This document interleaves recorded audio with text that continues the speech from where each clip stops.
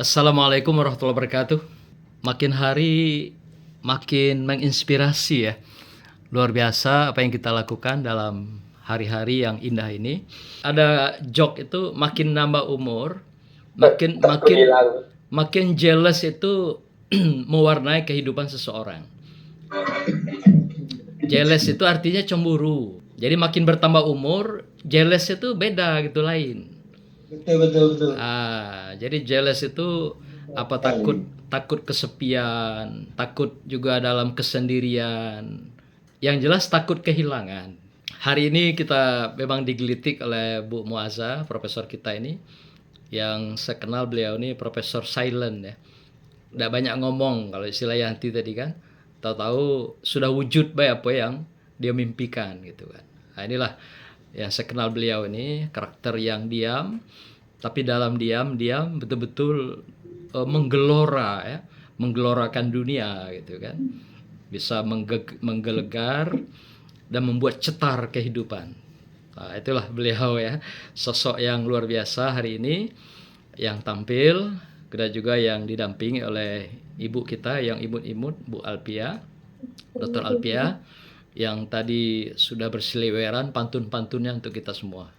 Bapak Ibu sekalian, saya ingin mencoba mengungkap sebuah teori yang ditulis oleh Plato ya. Dalam bukunya yang terkenal itu Timaus. Timaus itu adalah teori kosmos. Jadi dalam sebuah buku filsafat yang sangat terkenal, Plato ini dengan gagasannya dia mengatakan makhluk hidup yang paling sempurna itu adalah alam semesta, kosmos. Jadi apa yang dilihat dalam dunia ini sebagai makhluk hidup tidak ada kurangnya.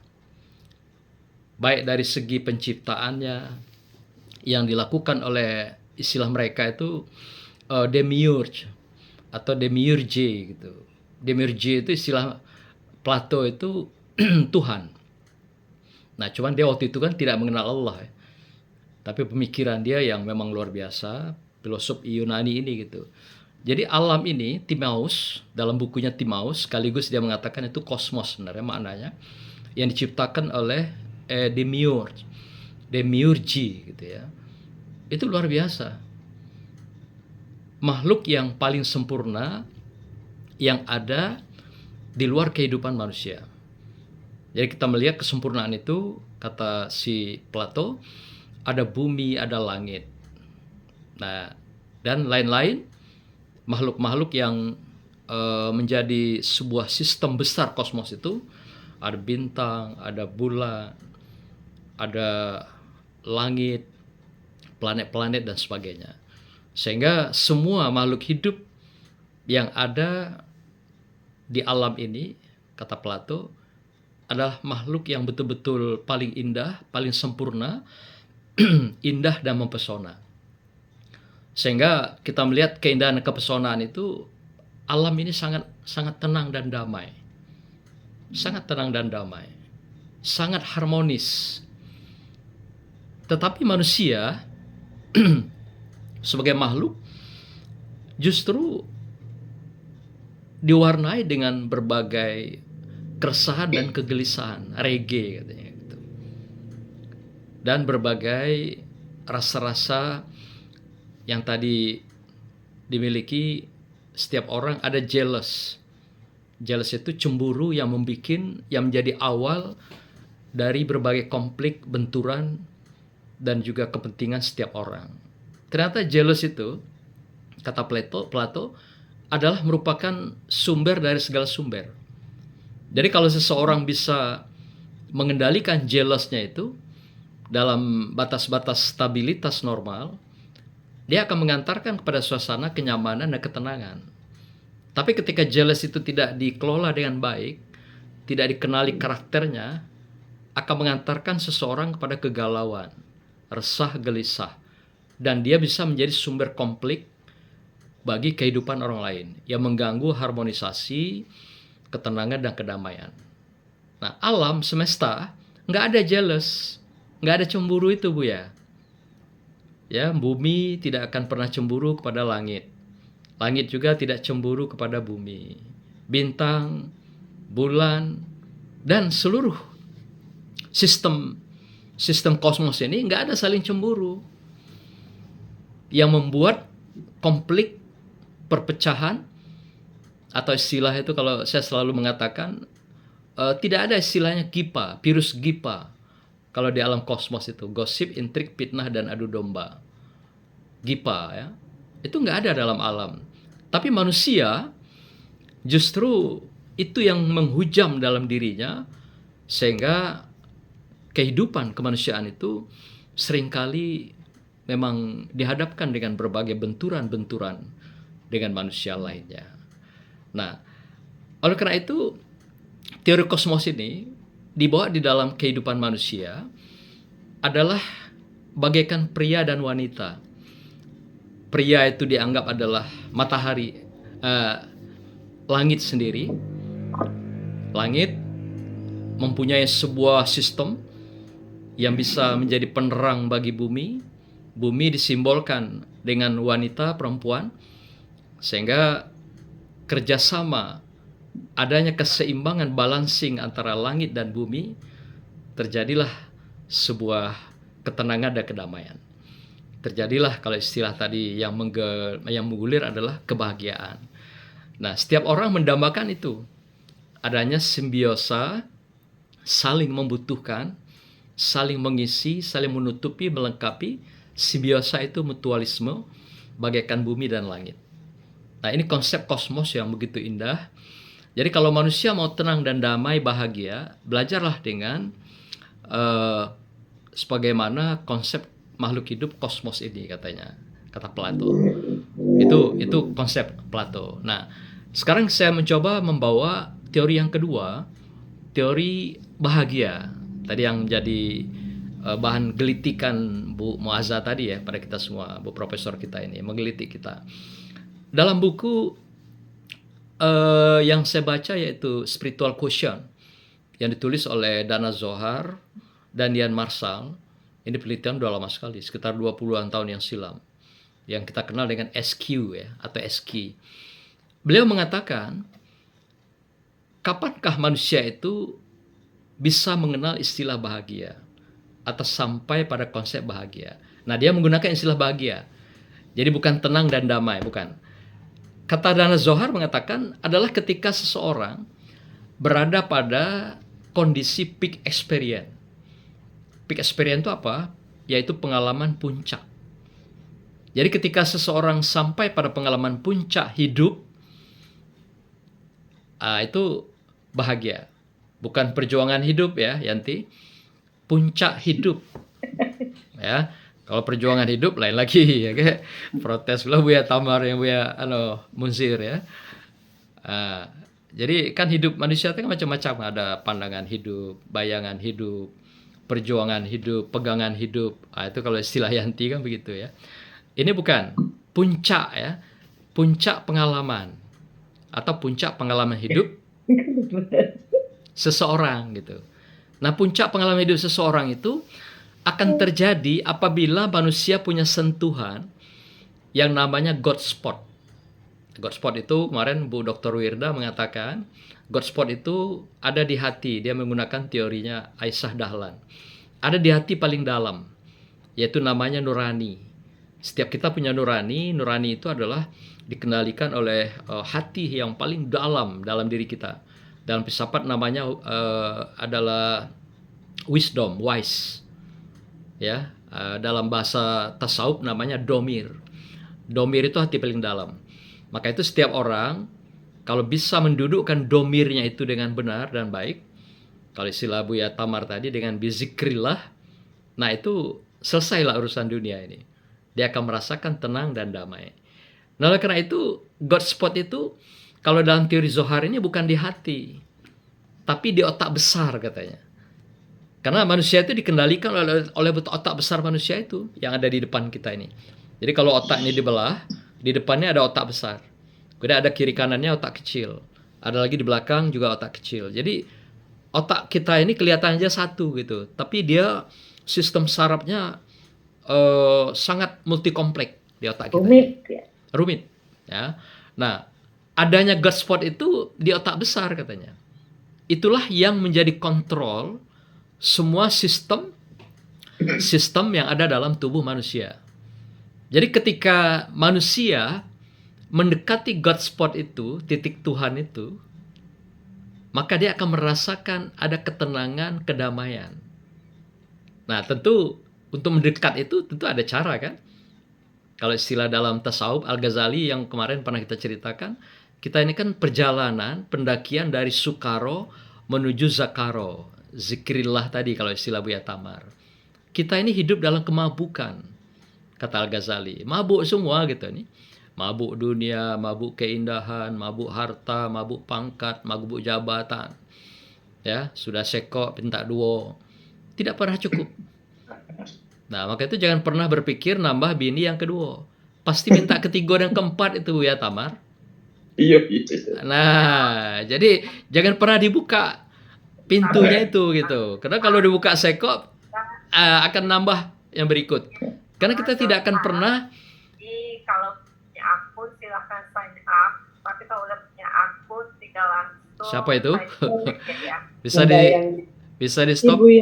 Mute. Ya Ibu Yanti kan di-unmute dulu Bu Yanti. Oh, Bu Yanti ini. Bu Yanti di-unmute dulu.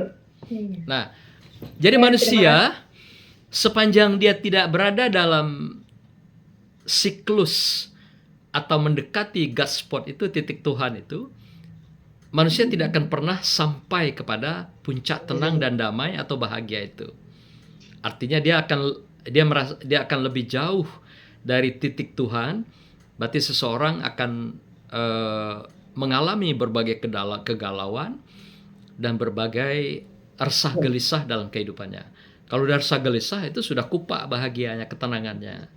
Ya, sudah tercabik, sudah terbelah, sudah split seseorang dengan ketenangan dan kedamaiannya itu. Nah, fungsi kita dalam kehidupan kemanusiaan adalah semaksimal mungkin kita mendorong diri kita dari Sukaro tadi menuju Zakaro. Kehidupan yang mabuk tadi menuju kehidupan Zakaro. Kesadaran kepada God spot tadi, titik Tuhan itu. Makin dekat, makin kita berada pada pusaran-pusaran ketenangan dan kedamaian itu. Makin kita berada dalam kebahagiaan. Makin jauh, makin kita merasa galau, resah, dan gelisah.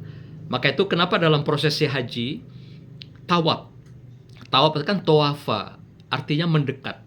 Jadi makin kita ke putaran ketujuh, kita makin mendekati kepada Hajar Aswad.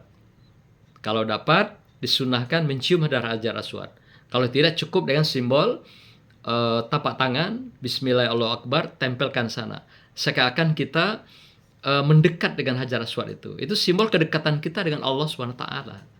Jadi tawafa, kita berputar selama 7 kali. Tawafa dalam rangka mendekat tadi, dalam rangka kita mendekat dengan cara zikrillah tadi. Nah, inilah yang dikatakan dengan teori Dana Zohar dengan spiritual quotient itu. Jadi siapa saja kita, jika menjauh dengan God spot itu, pasti akan resah, pasti akan gelisah. Nah, dalam konteks kita bicarakan hari ini, konsep bahagia. Bahagia itu kalau dalam konteks suami istri, hubungan pria wanita, kan udah jelas ya, yaitu litaskunu ilaiha. Yaitu orang akan merasa tenang dan damai. Itu ketika apa?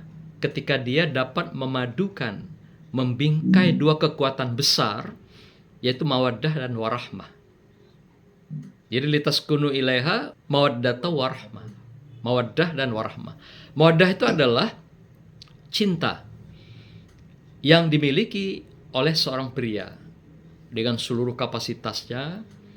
Cinta itu apa? Adalah perpaduan kasih dan sayang. Itu cinta. Jadi kalau orang hanya punya kasih, berarti dia belum tentu sayang. Punya sayang, belum tentu kasih. Jadi kalau kita merasakan atau memberikan cinta, berikan kedua-duanya. Jangan tanggung-tanggung ya. Ya, kalau emang cinta, berarti kasih dan sayang. Kasih itu artinya kita mau memberikan apapun, mau melindungi, mau berbagi, itulah istilahnya dengan kata kasih. Kalau sayang, mau menerima segala perbedaan, mau saling menutupi kekurangan, dan juga melengkapi berbagai hal-hal yang menjadi kelemahan masing-masing. Inilah yang makna yang biasanya kita pahami. Nah, dalam konteks ayat ini tadi, mawaddah warahmah. Mawaddah adalah kasih sayang seorang pria pada wanita. Sementara rahmah adalah kasih sayang seorang wanita kepada pria. Jadi ketika terbangun simbiosa keseimbangan itu, disinilah akan terbangun litaskunu ilaiha, sakinah itu. Sakinah itu kan kata dasarnya sakana. Sakana itu bermakna tenang, damai. Konsep itu kalau kata epistemologinya itu diambil dari seperti kita menyembelih hewan. Hewan itu harus disakana dulu, dipotong gitu. Sakana itu dipotong, diputus, dipisah. Hal-hal yang berkenaan dengan kehidupan dia, yang memikirkan di luar daripada ketenangan kedamaian itu. Dipotong dulu, dipangkas, itu dengan sakana, memotong. Jadi dipotong hal-hal yang berkenaan dengan hidup dia, kemudian dengan ketenangan dia, kesenangan dia, dipotong, di stop, itulah sakana. Nah, ketika kita memotong semua kegelisahan, keresahan, dunia ini gelisah, dunia ini adalah gundah, maka itu dipotong agar hewan tadi tenang gitu. Setelah tenang, baru dia dikuliti dan sebagainya. Nah, ternyata konsep itu diambil dari sana gitu, sakana itu. Sehingga manusia bisa sakinah itu dipotong semua, dilepaskan semua gangguan-gangguan dunia ini yang menyelimuti manusia, maka di sanalah ketenangan dan kedamaian itu akan datang. Ketika sakinah itu dibangun, agar kita menjadi tenang dan damai, harus diikat. Diikat dengan dua perikatan suci, yaitu ijab dan qabul, antara pria dan wanita. Jadi kalau kita dalam kesendirian, bisa nggak sakinah? Nggak bisa. Ya, Yanti hidup sendirian begitu, nampaknya tenang, tapi di dalamnya itu kalut, bekabut gitu kan. Nah, walaupun dia bilang, aku senang sendirian, aku tenang damai sendirian, aku happy, itu lisannya yang ngomong itu. Padahal hatinya berbisik, aku membutuhkan seseorang. Ya toh? Kamu gitu Bu ya, butuh tempat bersandar, butuh perlindungan, butuh seorang imam. Kalau kata Buya Ramli tadi kan, jangan ditukar posisi imam jadi jamaah, jamaah jadi imam, kan terbalik dia kan. Nah, aku butuh ngelendot, kata Bu Promuazah tadi. Ya itu memang suatu fitrah manusia. Jadi kodrat manusia juga membutuhkan keseimbangan itu. Jadi kalau keseimbangan itu artinya ada perpaduan antara dua pihak. Maka itu dalam Islam kan dikenal kita umat yang seimbang, yaitu at-tawazun, mizan, yaitu simbolnya itu timbangan. Jadi kiri kanan itu seperti pria dan wanita. Kalau salah satunya tinggi, jomblang dia, untuk munzir. Yang kiri berat, senjang kan? Yang kanan berat, senjang juga. Nah, makanya at-tawazun, bagaikan timbangan itu, keseimbangan itu. Maka itu dalam Islam itu ada namanya, kata istilahnya al-wasit, wasatiyah. Kita ini umat yang wasatiyah. Al-wasit itu kan penengah. Wasit, wasit tanding misalnya ya, itu penengah. Jadi kita ini umat yang tengah. Kedamaian, ketenangan itu pun muncul ketika kita bisa memposisikan diri dalam keseimbangan itu sebagai orang tengah gitu. Jadi nggak terlalu berat ke kanan, nggak terlalu berat ke kiri. Umat juga umatnya tengah, beragama di tengah, dan ternyata suami istri pun harus berada di tengah dalam keseimbangan itu. Ini sama nih konsep Prof. Sophia kemarin ya. Ternyata ekonomi juga tujuan akhirnya adalah keseimbangan gitu. Ternyata ketenangan kedamaian itu adalah keseimbangan. Keseimbangan mawaddah warahmah tadi. Jadi barang siapa yang tidak bisa membingkai keseimbangan ini, dia tidak akan pernah merasa tenang dan bahagia. Inilah yang selalu harus dikondisikan, diciptakan dalam kehidupan kita, dalam keseharian, yang tadi dalam konteks hubungan suami istri, yaitu agar menuju bahagia tadi. Nah, bahagia kuncinya di mana? Dibangun dari baiti jannati, kata Rasulullah. Kata Datuk Muzir tadi, kalau nggak punya rumah, gimana bisa tenang dan damai atau bahagia itu? Rasulullah mengatakan, baiti jannati, rumahku itu ada surgaku. Maka itu bahagia, kata Rasulullah, itu salah satu punya rumah. Dan akan lebih elok lagi rumah itu besar. Setidaknya bisa nampung tamu, bisa bawa keluarga, bisa melaro orang tua.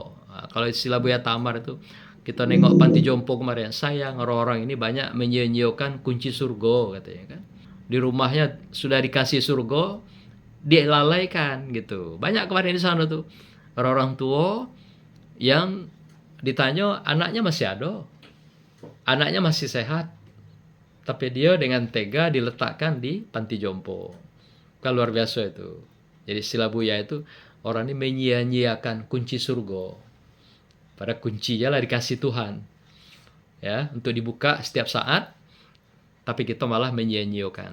Nah, maka itu kata Rasulullah, baiti jannati, rumah itu diusahakan rumah besar, rumah gedang. Rumah gedang itu bisa menampung untuk tempat bersilaturahim, tempat menyemai hati, menyemai cinta, kasih dan sayang itu. Ternyata itu fungsinya. Termasuk yang lain-lain ya, seperti misalnya kepemilikan materi dan segala macam itu juga. Tapi kan tetap menjadi kunci daripada baiti jannati itu adalah suasana. Suasana apa itu? Suasana keseimbangan. Nah, tadi udah disampaikan oleh Bu Muazzah, keseimbangan apa itu yang harus dibangun dalam kehidupan kita agar terciptanya rumah yang dihuni oleh suami istri itu, agar membangun tenang dan damai atau yang kata kalian bahagia itu. Pertama adalah keseimbangan spiritualitas. Kayaknya ini konsepnya mirip dengan ini ya, Maslow ya. Jadi Islam itu begitu dia. Jadi spiritualitas sama dengan seperti temuan Zohar itu, Dana Zohar, spiritualitas. Rasulullah sudah sampaikan 15 abad yang silam. Teori-teori ini kan baru muncul berapa abad belakangan. Nah, keseimbangan pertama yang puncak itu adalah spiritual. Ini dikatakan oleh Buya Amsori Das tadi. Jadi bukan material, ini puncak. Itu istilahnya tadi peak experience. Pengalaman puncak itu adalah spiritualitas. Itu ada pada hati, ada pada otak besar tadi, God spot, titik Tuhan itu pada otak besar dan juga hati tadi. Kenapa dikatakan otak besar? Karena kecerdasan itu adanya kendalinya di otak. Jadi kalau kita melihat orang cerdas, cerdas emosional, cerdas sosial, cerdas spiritual, itu kendalinya di otak ternyata. Jadi kecerdasan itu bukan di hati gitu. Bukan dirasa, tapi di otak seseorang. Itu dalam teori kondisi kecerdasan seseorang itu dikelola oleh otak gitu. Nah, yang kedua, apa yang dibangun keseimbangannya? Pertama spiritual, yang kedua adalah rasa. Rasa itu apa? Adalah rasa-rasa yang ada dalam diri setiap orang. Nah, termasuk hal-hal yang berkenaan dengan rasa cinta tadi, yang di dalamnya ada kasih dan sayang. Rasa-rasa yang diinginkan ada belayan, ada rasa yang lahir dengan elusan, dengan sentuhan, sanjungan, pujian, kemudian rasa diperhatikan, rasa diberikan kepedulian, rasa dihargai. Demikian juga rasa-rasa kita ingin bermesraan gitu ya, ngelendot, itu rasa itu. Sebenarnya apa sih kepentingan ngelendot? Kan tidak ada apa-apanya gitu. Tapi ada rasa yang mengalir di situ, yang tanpa disadari terjadi konektisitas yang luar biasa seperti gelombang gitu. Nah, ketika gelombang itu pasang, seperti ibaratkan listrik, hidup galau lampu itu Bu ya. Jadi ketika terjadi connecting gelombang itu, semua energi, semua spirit, semua lampu istilahnya itu menyala, tidak ada lagi gelap di situ. Ya kalau lampu semua menyala, lah kayak mall gitu, terang benderang gitu. Itu efek luar biasa dari ngelendot itu, rasa-rasa ini gitu. Maka itu bagi suami istri yang kurang rasa ini, atau tidak punya rasa, itu seperti rumah yang gelap gulita gitu. lampunya ada tapi tidak ada cahaya. Energinya ada tapi dia impoten. Energinya ada tapi dia letoy dan loyo. Itu bagaikan demikian. Kalau sebuah rumah tanpa rasa. Nah, rasa ini kan feel ya. Nah, rasa itu kan aneka juga. Ada deep feeling, rasa yang paling dalam. Ada juga short feeling, rasa yang singkat, pendek, ala kadarnya gitu kan. Ada juga yang tanpa rasa. Tanpa rasa ini bahaya ini. Ya, ngelendot segala macam rasa pun tidak ada. Wah, itu bahaya itu Bu ya. Ya. Itu Mati rasa ya. itu artinya bolanya putus Bu ya, Teh Yanti. Ya. Nah, walaupun bolanya bagus, merek Philip, tapi kalau bolanya putus, itu tidak ada rasa lagi. Ya, nak bagaimana nak macam mana nyoloknya benda tu, dah nak hidup dia. Dah ada hidup kena dah ada rasa. Jadi keseimbangan rasa ini mahal sekali tinggi. Yang ketiga, keseimbangan material. Nah, hari segini masa perempuan tidak dicukupkan kebutuhannya yang material itu. Yang sifatnya kebutuhan-kebutuhan fisik lah ya. Itu kan sandang, pangan, papan, itu kan mustahil tidak dipenuhi kebutuhan itu untuk bisa menjadi tenang. Jangan pula makan sekali sehari, kecuali kalau puasa lain pula kan. Makan sekali sehari, mana nak tenang hidup. Dia keroncongan perut bela heboh kan gitu kan. Pakaian juga pengen juga melagak sesekali ya. Biar elok bisa merasa tidak rendah diri gitu di hadapan orang lain. Nah, si suami memberikan keseimbangan material ini, istri pun. Nah, mari kita bicara wanita yang gender dan juga emansipasi atau bekerja di dalam profesi-profesi yang seimbang. Nah, ini juga artinya di sini harus timbal balik. Pria memberikan kepedulian material pada wanita, wanita pun juga membutuhkan kepedulian material kepada sang pria atau suaminya, keseimbangan material. Yang keempat adalah keseimbangan dalam hubungan. Nah, ini agak sensitif ya.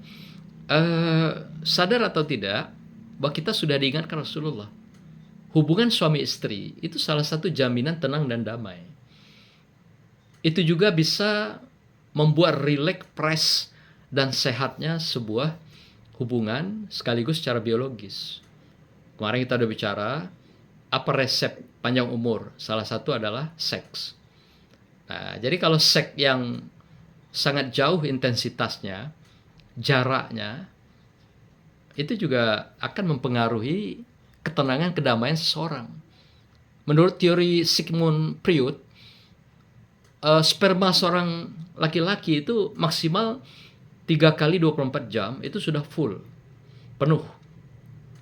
Ketika sperma itu penuh, pikirannya mulai menerawang kemana-mana gitu. Ya, berhalusi, berilusi, macam-macam Bu ya pikirannya tuh. Iya. Apalagi kalau dia berpisah dengan istrinya di tempat lain, itu segala jadi elok itu. Tunggul pun katanya elok itu. Pasti Bu ya pernah dengar istilah itu ya. Nah, Iya. ada teorinya Ini ternyata. lebih menarik lagi nih. Ya, ada teorinya ternyata. Iya. Sigmund Freud mengatakan begitu dalam Tunggul teori waktu. psikoanalisisnya itu. Jadi pria jangan dibiarkan pergi lebih dari 3 hari itu sendirian. Nah, bagi yang punya pasangan, kalau lebih berangkat dari 3 hari, ajaklah abang tuh. Ajak adik tuh gitu. Karena dikhawatirkan itu tadi. Terjadi pikiran-pikiran liar yang tidak terkendalikan oleh seorang pria. Oleh seorang laki-laki. Kecuali kalau Bu Wirda bilang itu kan ada batasan-batasan umur. Kalau 60 tahun ke atas sekali sebulan. Apa iya? Saya tidak tahu juga itu ya. itu yang sudah 60 ke atas yang bisa merasakan apa iya begitu ya. Tapi teorinya tidak. Tapi teori tidak demikian. Datuk Munzir, Prof. Kalau teorinya 3 kali 24 jam. Ya, maka itu Rasulullah menyarankan begitu. Kalau bepergian lebih 3 hari itu sunnah Rasul. Bawa arah rumah tuh. Nah, ternyata matching dengan teori Sigmund Freud tadi. 3 hari itu memang kan 3 kali 24 jam kan 3 hari berarti.